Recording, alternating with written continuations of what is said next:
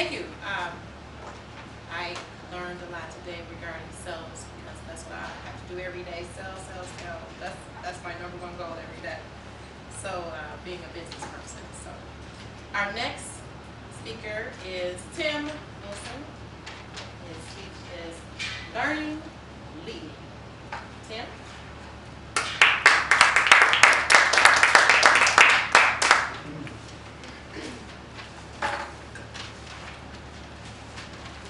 How many people have ever taken on a leadership role, a formal leadership role? Anyone? A few? Sort of. Benito's wondering. Now, for the rest of you who haven't taken on a leadership role, I was in the same situation a while back. I didn't know anything about leading.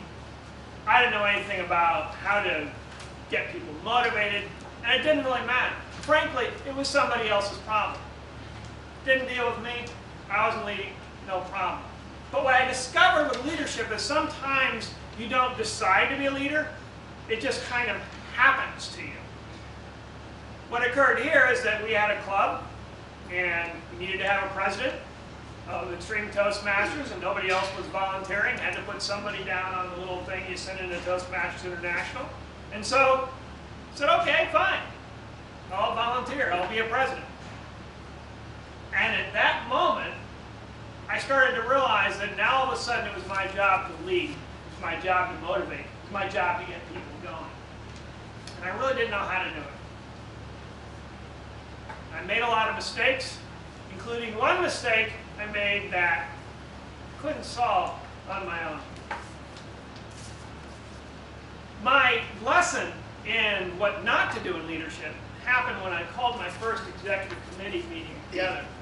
Now, Jason knows an executive committee meeting is where you get all the club officers together in one meeting. And you talk about what you want to do. So I gave my first executive committee meeting, and I knew we had a great club and we wanted to do something great. It just wasn't quite certain what we should do.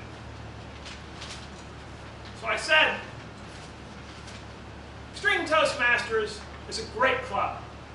We do great things, a great way. And I think we can be really great.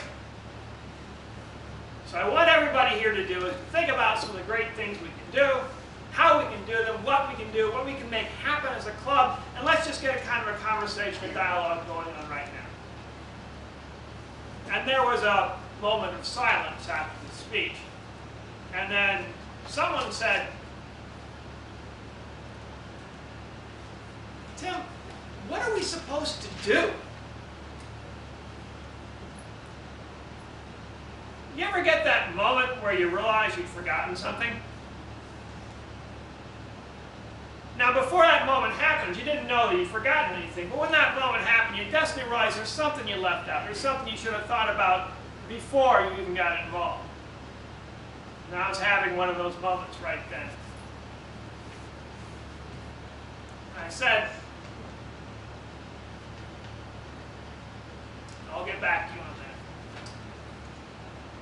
Because I hadn't thought things through. In becoming a leader and getting to that point where I was a leader, I really hadn't thought about the most important thing, which is really, what do you want to do? What do you want to make happen? What are the actions you want to take? It's not enough to let everybody else do it. Now all of a sudden you've got to be the one that does it. You've got to be the one that takes charge. So I went home, and I thought about it for a couple of days, and I came up with what I thought was a useful action, a useful thing that we could do as a club. And I went back to my executive committee meeting. And I stood up and I gave another speech. I said,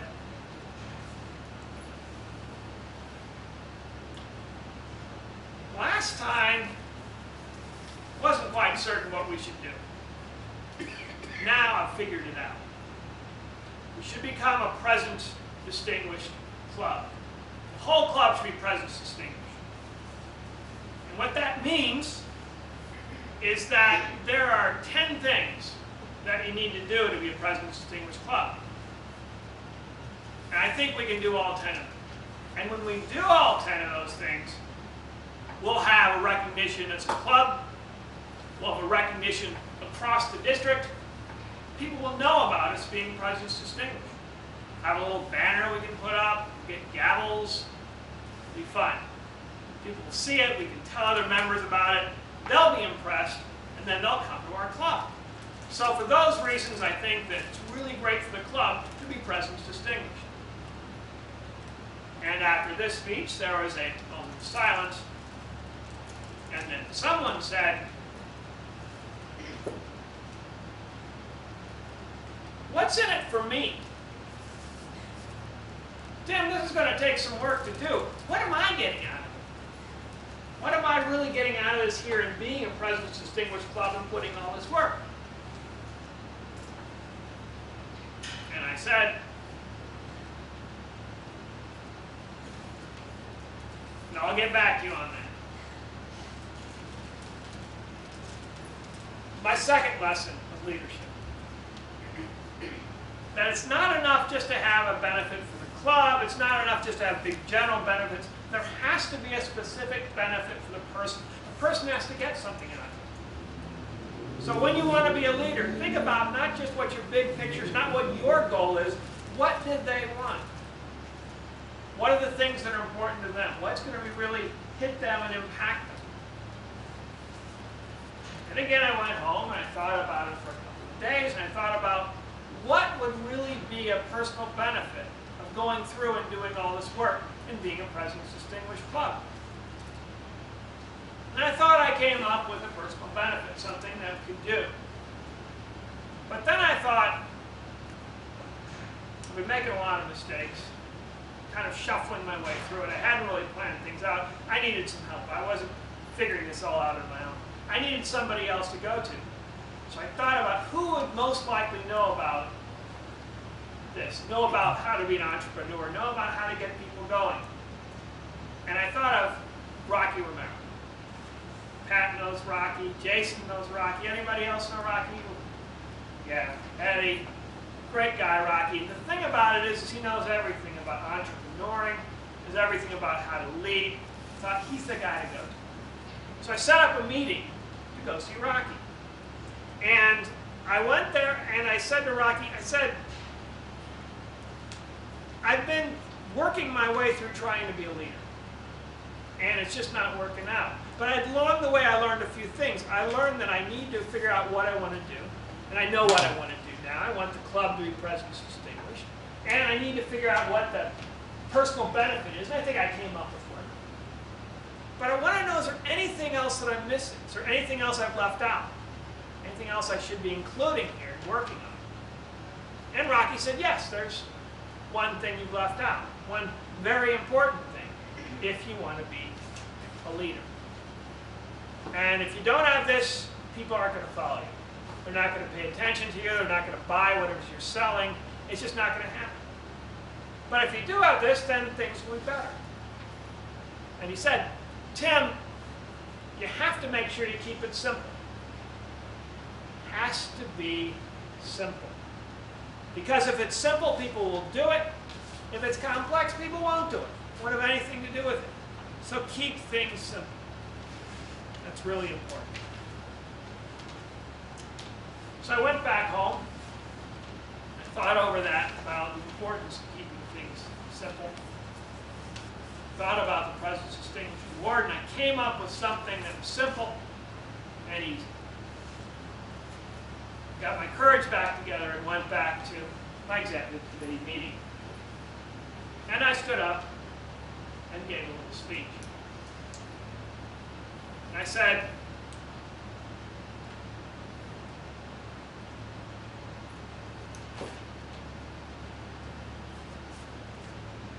"I've kind of let you guys down here.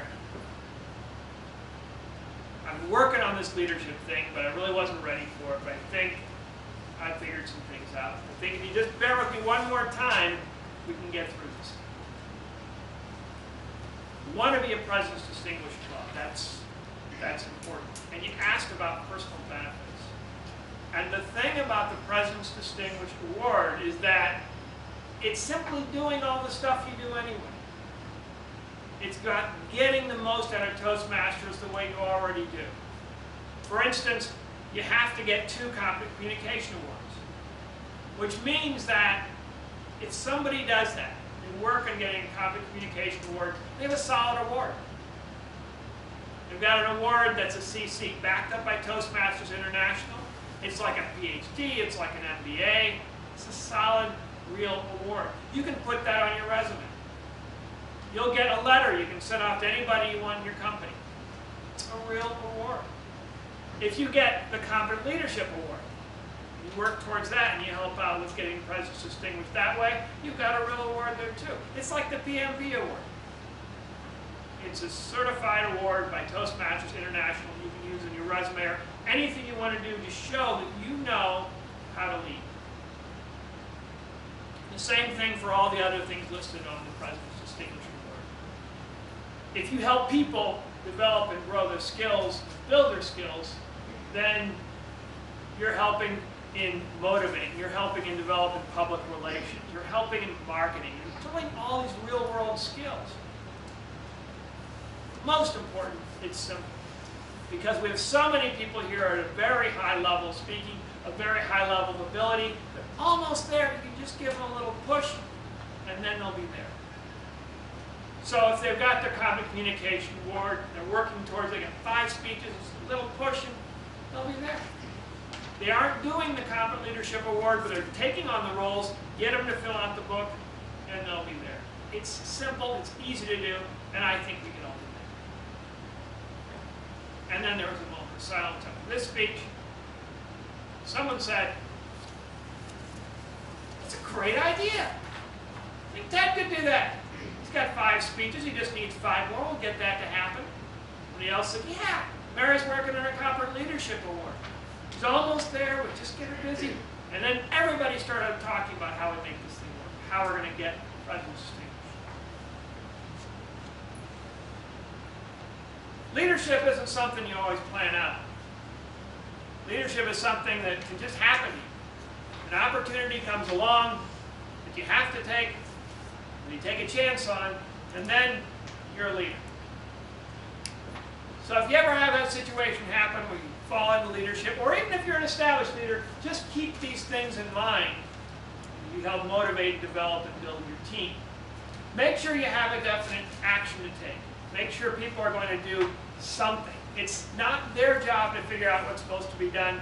That's your job. It's a new role, but you got to remember, do something definite. Have a definite action. Make sure that there's a benefit, a personal benefit. Everybody you're leading, everybody on your team should get something out of it. And if they don't get something out of it, then they're not going to do it. It's not going to happen. Make sure there's a personal benefit. And finally, keep it simple. There are 1,000 steps to do. If there's a whole bunch of things you're trying to get one person to take on all the burden and the other person doesn't do anything, that's not going to work. Keep it simple. Keep it easy. Keep these 3 things in mind so when your next leadership opportunity comes along, you'll be ready.